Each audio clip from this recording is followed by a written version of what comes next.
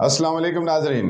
असां एक दफ़ा वाल हाज़िर खिदमत तुआरे कोल ते सूरत हाल ई टाइम दुनिया की बहुत ज़्यादा तब्दील थींदी पई है।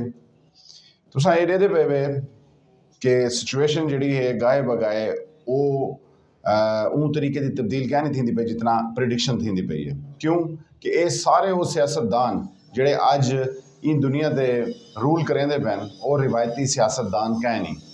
उहदे विच एक सब तो वड्डी मिसाल ट्रंप दी तुहाडे सामने है बई। ठीक है, ये ट्रंप दे आवन दे बाद अमेरिका की सियासत ते बाकी पूरी दुनिया की सियासत बहुत ज़्यादा तब्दील थी चुकी है।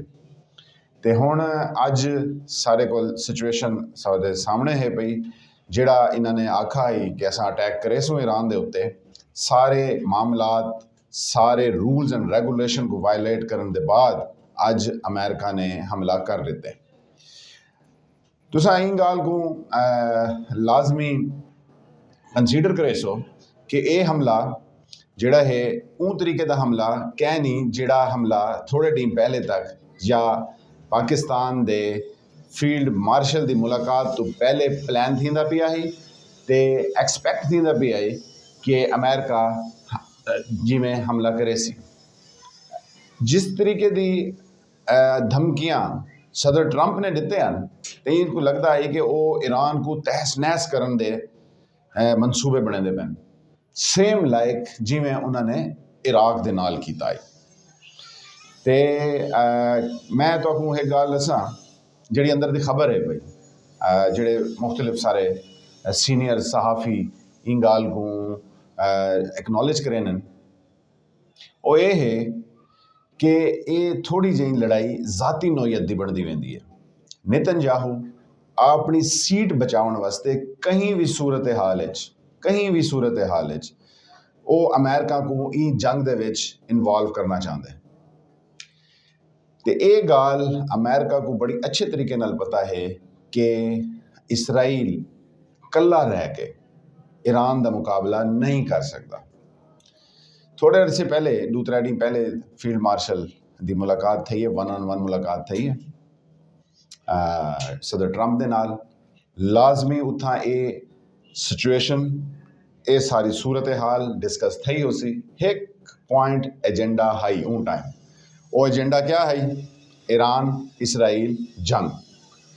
तो जिहड़े वेले भी तुहानू अगर ये सिचुएशन देखो तो सिचुएशन इवें है कि लगता है कि अमेरिका फौरी तौर पर इन जंग दे विच इन्वॉल्व थी वैसी फुल फ्लैज। लेकिन इतना आसान क्या नहीं अगर उन्हें इन्वॉल्व थी होना आई उनको बहुत ज़्यादा शइयां के हवाले नाल अपनी फील्डिंग सैट करनी आई।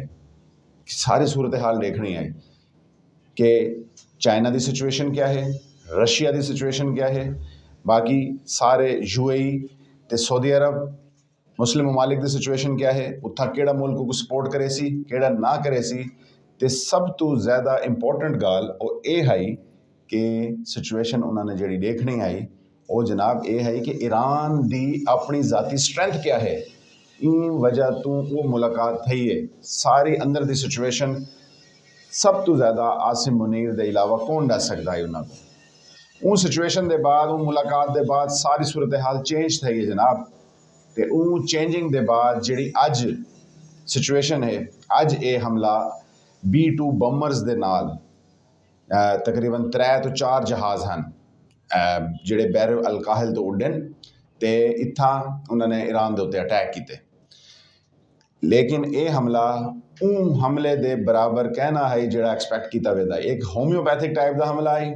ठीक है, इन्होंने 3 शहर जिथा ऑलरेडी फैसिलिटी अवेलेबल है केड़ी फैसिलिटी अवेलेबल है वो जनाब न्यूक्लियर साइंसदान जिथा बनन जिथा यूरेनियम की इनरिचमेंट थी है।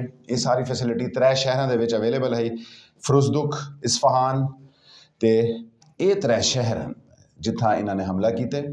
तो उनके बाद एक बयान सदर ट्रंप का फातेहाना किस्म का फौरी आए कि असा अपने टारगेट अचीव कर दिते। न्यूक्लियर फैसिलिटी जी है वो बर्बाद कर दी है ईरान की। लेकिन उनके जवाब ईरान की तरफों जवाब आए उन्होंने आखे साकू ई हमले का पहले का पता है क्योंकि इन्फॉर्मेशन ऑलरेडी जी है चलती पई होंदी है, क्योंकि बड़ी बई ममालिक भी इहदे इन्वॉल्व हैं पे, तो वो आदे पैन हमले का साकू पहले पता ही, असा अपनी सारी फैसिलिटी उत्थों रिमूव कर दी है, यानी कि डिसप्लेस कर दी है, तो इन्होंने 3 शहरों के उत्ते हमला था, तो सारा कोई ज़्यादा वड्डा नुकसान कह नहीं था। तो ये तुसा अगर इन्हों को देखो, क्योंकि बहुत ज़्यादा फासले तो ये जहाज़ ट्रैवल करके आते पे हैं, तो उन्होंने उत्था अटैक किए, उनके बाद वो बहुत ज़्यादा जल्दी ये चन बनने की वापस आने, इन्होंने पे लोड अपना उत्था सट्टे, तो जोड़ा उत्था नुकसान था वो 7 नोयत का है पिया।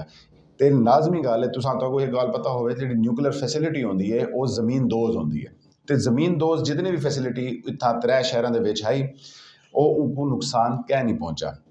ठीक है, नुकसान पहुँचे जो सतह के उत्ते, मतलब उन्होंने इलैक्ट्रिसिटी जोड़े हॉल्स कमरे वगैरह ऑफिसिस वगैरह वो जरूर डैमेज थे, लेकिन बेसिकली जोड़े इनरिचमेंट प्लांट हैं, सेंट्रीफ्यूगल मशीन हैं, उन्होंने को ज़्यादा नुकसान कह नहीं था।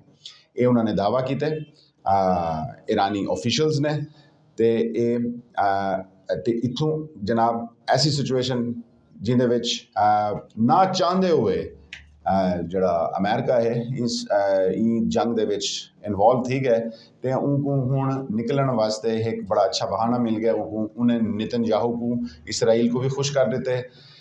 ठीक है, तो उन हिसाब का हमला भी कह नहीं किया। अगर इहदे बाद मामलात जड़े हैं वो सारे दे सारे मुज़ाकरात दे टेबल ते आवे न, तो उम्मीद है जंग कुछ रुक वैसी। ठीक है, ई टाइम जनीवा दे विच सलामती कौंसल का इजलास भी थींदा पे, उत्था पूरी दुनिया के ममालिक इकट्ठा हैं, तो मेन एजेंडा क्या है, इसराइल ते ईरान की जंग। दूजा ताज़ी इस्तांबुल दे विच OIC की समिट भी थी है, उत्था भी यो मामलात डिस्कस थींदे पैन कि जल्द अज जल्द इन जंग तो किवें दुनिया को बचाया बन सके। ठीक है, ये मामला ज़ेर बहस हैं, सिचुएशन तुम्हारे सामने है, लेकिन विच एक गाल लाजमी नोट करन दी है, जोड़े सारी पावर समझ चुके हैं कि अकेला इसराइल ईरान का मुकाबला नहीं कर सकता, लेकिन नेतन्याहू अपनी हुकूमत बचावन वास्ते, अपने इनफरादी फायदे के वास्ते ये जंग चाहते, अमेरिका को इन्वॉल्व करना चाहते, तो इन जंग को प्रोलॉन्ग करना चाहते, यानी कि लंबा घेन के बनना चाहते, उहदे विच इसराइल का फायदा है पिया। अगर ये जंग इतनी खत्म थी वेंदी है, तो मफादात डैमेज थी सन नेतन्याहू दे ज़ाती मफादात की वजह तो ये बंदा पूरी दुनिया को तीजी आलमी जंग दे विच झोंकना चाहते। ये ऐसा जहनी मरीज आदमी है, तो अल्लाह करे इनके अज़ाइम जड़े हैं नाकाम थी वन, तो दुनिया जड़ी है नॉर्मलाइज थी वे।